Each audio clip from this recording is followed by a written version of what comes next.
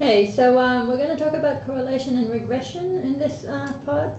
We're going to start with just an introduction, give a few examples, define what a correlation is and what a regression is, which are two different things.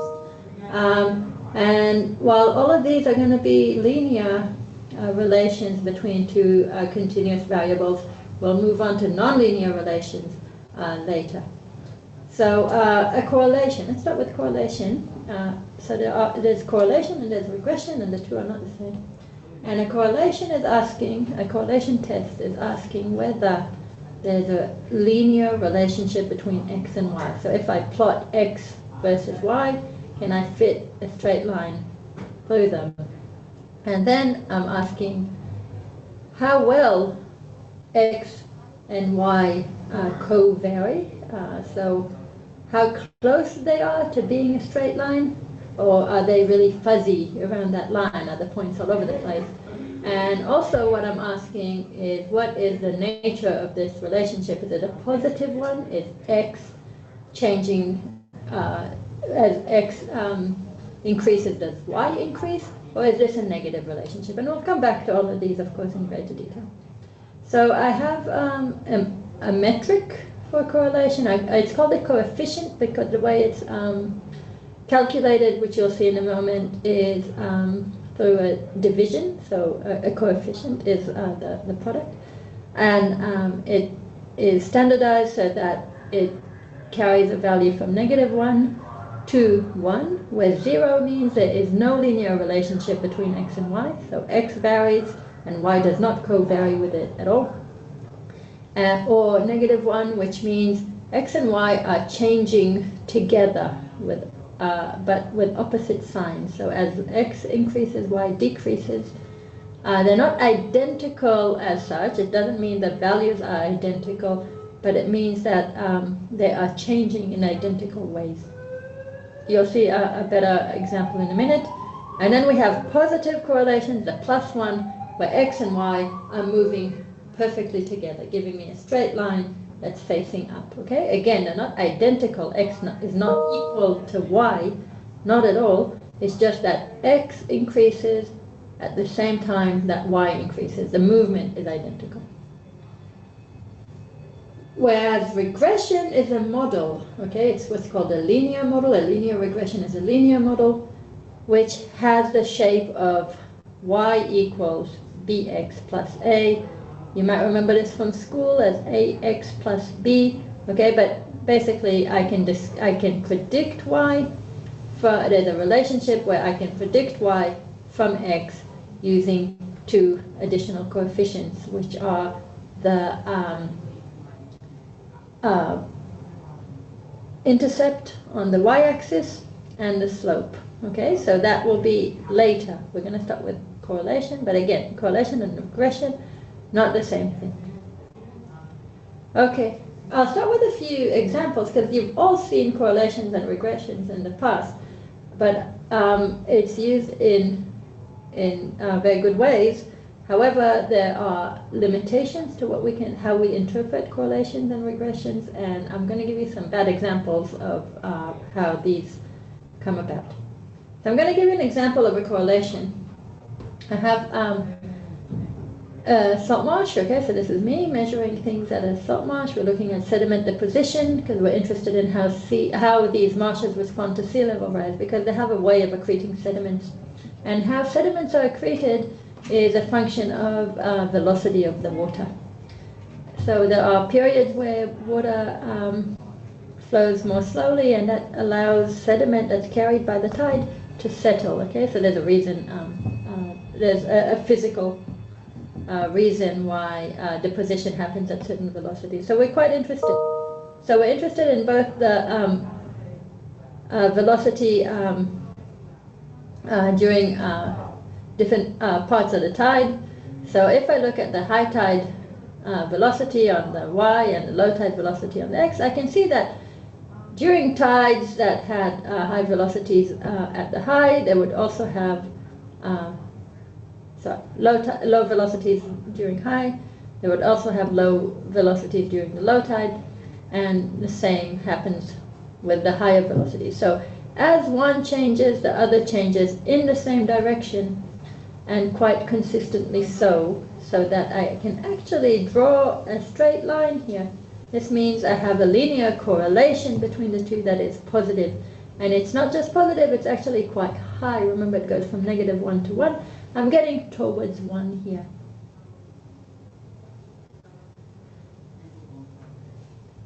Sorry, I was going to mention there is a physical reason why these two occur. So there's a relationship between the two that is easy to explain. If I look at this plot, what I can see here are in blue the number of people killed by venomous spiders every year. So X is is years, and these are how many deaths. The black corresponds to deaths from venomous spiders. The red corresponds to the number of words in the winning word of the national spelling bee in the U.S. Okay, and we can see that the two vary together. And obviously, this is this is almost a joke, right? I mean, it correlates quite highly. The R is 0.8. Okay, remember, it can go to 1 in a perfect correlation. So we have something that co-varies, but we all know in this room that there's no relationship. So we have to exercise a lot of caution when we see relationships between variables, because we have to remember that correlation is not causation, right? Sometimes things just line up by chance. Like in this case, there's clearly, this is funny, right? There's clearly no, well, I don't know if it's funny, right? But it's less funny when we think about things like things that people actually believe. So autism and vaccinations is something we heard a lot about. This is based on all sorts of correlations. I could quite comfortably plot the number of diagnoses of autistic children versus the sales of organic foods. So same as they did with vaccinations, I could basically say here, oh, well, organic foods are causing autism. So there are problems with interpreting correlation, and humans have a really good ability to detect these patterns, and it's very hard to explain to the public, and the public you're going to be dealing with your whole lives, right? As scientists working for government or for university or for schools or for individual, it's very hard not to fall into the trap of causation. Okay, so two things are happening here. One is, of course, the interpretation is wrong. There's also another problem with interpreting correlations when things are varying together in one direction. So here we're seeing a bit of an up and down. We're giving the data a chance to vary, and here we have two rising trends. So the R is always going to be much higher. So we have to be careful what we can say about data that only has one signal in it, right? So we only have increasing trends. If they're both increasing, I'm going to have a high correlation. Here I have something that varies in its trend. It's higher to get this correlation. It's actually quite amazing that this came out. Another problem we have with correlations, with interpretation, is that sometimes things do co-vary, but not because X is dependent on Y or Y dependent on X. It's because both X and Y depend on a Z, on another another thing that is not in this correlation, okay, another factor. So the thing with correlations with the Pearson, or with the R that we spoke about, is that they are symmetrical, okay? So X varies with Y, same as Y varies with X. Okay, so we don't know who's causing who. We don't know if the spelling bee winning word is causing people to die more venomous spiders or the other way around. Or, obviously there's no causation here, but there is symmetry. This is how many people voted to leave. So Brexit is happening spectacularly right now. We have how many people on the y-axis voted to leave in different counties. And actually this is how much of the region's GDP in that county is exported to the EU. So it's directly, so the money there is directly dependent on the link to the European Union. And what you find is that counties with more dependence on the EU actually voted to leave. So it does not make sense, right? I mean, like, and what is not taken into account here, so here we have a relationship between X and Y, which is clearly there, but it's because there's another factor. So there's a socioeconomic factors at play here that cause these people to work in those jobs that get exported to the EU, and also to tend to vote to leave the EU or be more nationalistic. You know, there are other factors at play. So we actually make use of the fact that these things happen when we use proxies. So we can use proxies for climate change, for example. So we have, say, the isotopic composition, the carbon isotopes of foraminifera shells, for example, on Y, are dependent on sea surface temperature. Okay? But what we can see is that so we can look at climate change or things like that as using foraminifera carbonate as a proxy for something else we want to measure. So we actually wanted to measure sea surface temperature. So I'm going to go into the definition of correlation now, the mathematical definition. So those were examples for how correlations look like. So basically we're plotting X versus Y and looking. But there's a way of measuring R, or the strength of the correlation, and whether there is a linear relationship, whether there is a linear correlation between the two, using what's called the Pearson's product moment correlation. The product comes because we are dividing, so coefficient product. Moment is because we're using the mean, so which is the first moment. Correlation is what we're looking for. Pearson is the person. So we have a little r here, which is the symbol for the Pearson's correlation coefficient. And what it does, it measures the strength and direction of a linear correlation, of a linear relationship between X and Y. And it does it quite simply. This does not look simple. So the bottom part of the equation is really about normalizing it. So it's to do with the deviations, the standard deviations. And it's to do with keeping everything between -1 and 1. Okay, so we don't need to pay much attention to this. You're not going to be tested on how this equation looks, right? I'm just trying to explain to you how it works. Now, what I'm going to do now is I'm going to assume a mean of X and a mean of Y that are 0. Okay, so I can get rid of a lot of things that are happening in the equation and simplify it. So I have the sum of all X's and Y's happening, so we have a lot of different points in the correlation. Okay, so I have a lot of different points, and each of those points has an X and a Y. And what I'm trying to do is sum them up. So as if X gets bigger and Y gets bigger at the same time, in the same direction, okay, this is positive and this is positive, I'm going to get a positive signal here. And as they get, if all of them are changing in a positive way, this is going to become positive.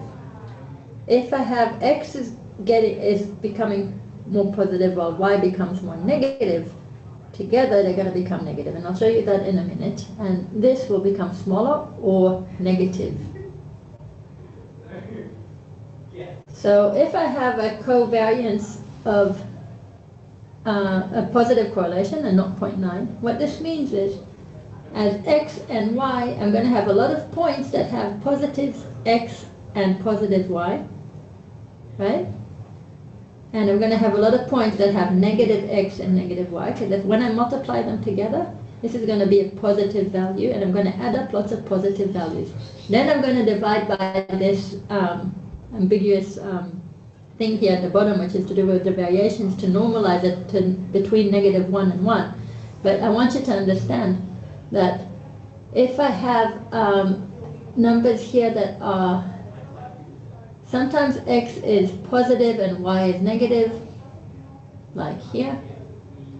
Sometimes y is negative, x is positive, like here.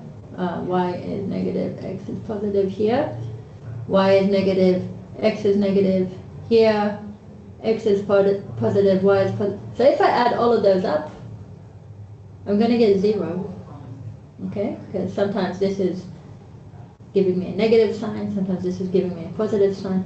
So slowly I'm getting, when I add them up, I'm going to get a correlation of 0. If these are both positive or both negative, this is going to be positive, right? Because a negative times negative is a positive. And if I have ones that are messing with this, right, adding negatives to that, this is going to become a smaller number. Okay, so if I have negatives, if I have a lot of things in these quadrats. The same happens with the negative correlation, is that this is always negative. It's whenever I have a y that's positive, I have an x that's negative. Whenever I have a x that's positive, I have a y that's negative. This is going to become increasingly and increasingly negative. Okay, so that will give me a correlation that's -1, for example. So it can range from -1. Okay, so do you understand how this works? Okay, so if I think about dots on the plane, and I fit a linear relationship between them, I can have different r's. I have a 0.4 positive relationship. That's not perfect. You see, they're not perfect. They're not falling perfectly on this straight line. So if they were perfectly following this line, the r would be 1. Remember, if they were following this line perfectly, r would be -1. The slope again does not matter. It's not about slope. It's about whether a relationship exists and the direction of the relationship. Here we have just dots that are not related to each other. If I fit a line, and I'm not gonna because there's no point, I'm gonna have an r of 0. X and y are not moving in the same direction. So what does it look like? So here we have a correlation of 0.9, okay, so very high. So we can look at x2 and x1, very highly correlated. So you see they're nice and tight around this imaginary line that I can put here, linear line. If I plotted both of them against time, for example, this means two things that are moving together all the time, okay? They're very tightly related. Here I'm looking at a weaker correlation, still positive, but weaker. So here's my imaginary line, a positive line, right? But actually there's quite a lot of scatter around it. My R is getting weaker, my correlation is only 0.6.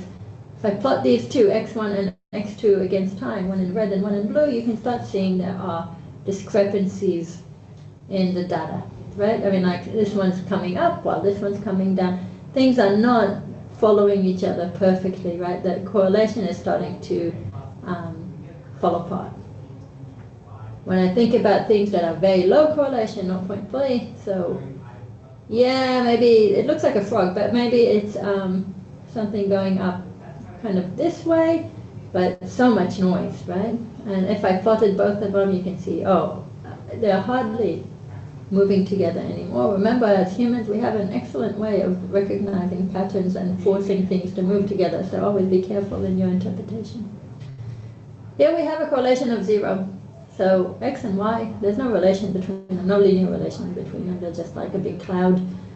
X does one thing, x2 does another thing, and the two are not related. And we can see this on this time series. Okay, we have time, and there's one series, and there's another series. And this went up, this went down. Sometimes they go together, sometimes they don't. I mean, like there is no consistent relationship between x and y.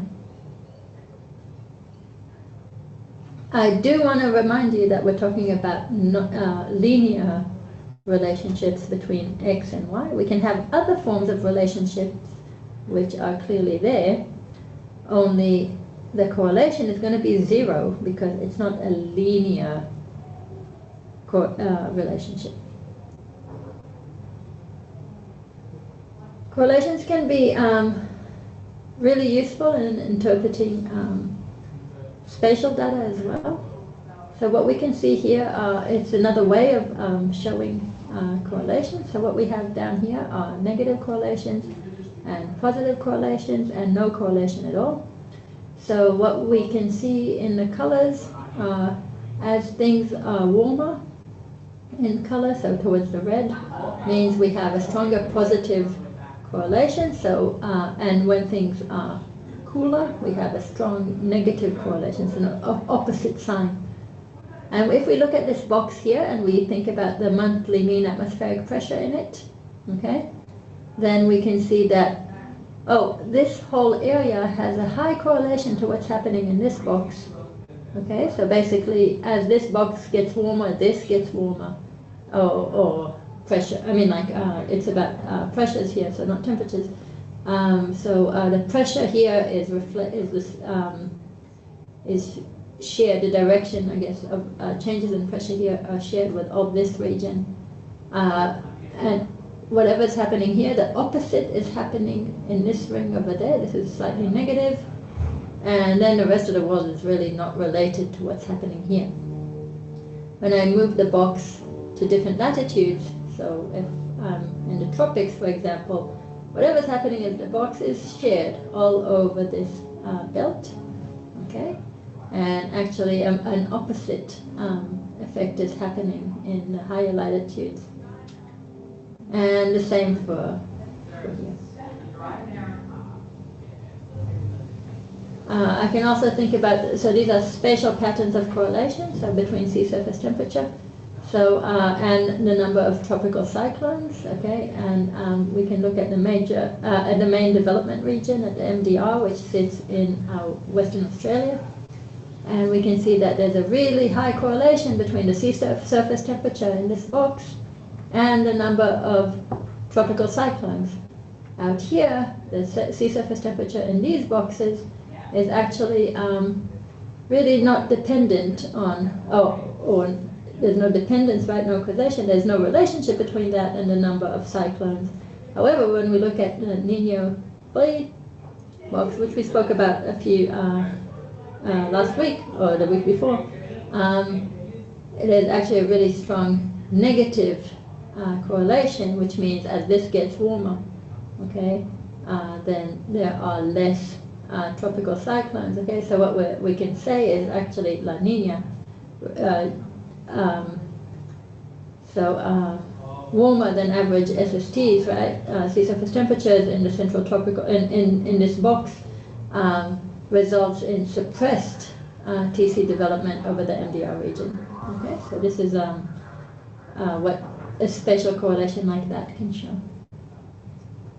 So the thing to do in R, for example, would be to plot your data first. So I'm going to come back to the flood velocity and the ebb velocity. So this is the velocity of water as it comes into the marsh. It comes in at, during the tidal cycle, and it floods, it comes in, and then ebbs, flows out during low tide. And these are the velocities, and the first thing I would do is plot my data and have a look. So at what the low tide velocity is, and have a look at what the relationship is showing, and I can see quite a linear relationship there, and I can actually work it out. I can ask for the correlation of the ebb velocity and the flood velocity using a method called Pearson, because there are different methods to measure this. What we were talking about are the Pearson coefficient. And this is the result I'll get will be not 0.97. I'm going to get a result that has a lot of digits. I don't need all of them. So remember to round it to something reasonable. So this is a really strong linear relationship. This makes a lot of sense. The amount of, if you have a high flow into the marsh, there's a lot of water to get rid of as the tide comes out. So there will also be a lot of flow out of the marsh. If I think about something like what the velocity of the water is compared to how tall vegetation is in that marsh, you would think the two should be related. If you plot them out, you find that actually each one of them is doing their own thing. I don't see a pattern here. And indeed, when I work out the correlation, I get a negative correlation that's actually quite small, and I can work out whether it's different from zero statistically, which we haven't done, okay? But there is a way of doing that.